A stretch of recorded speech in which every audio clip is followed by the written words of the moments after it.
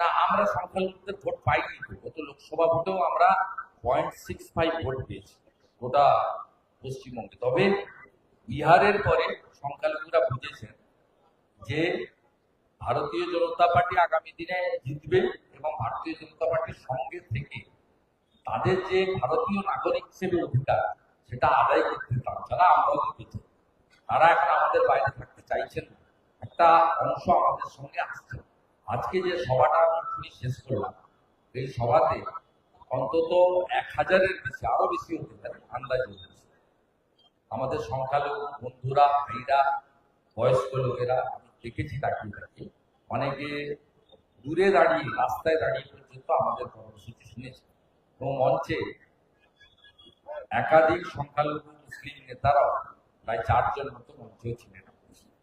তারা বুঝেছেন যে দূরে থাকা মানেই বিচ্ছিন্ন থাকা, কাছে থাকা মানেই একসঙ্গে ভালো কাজ করা।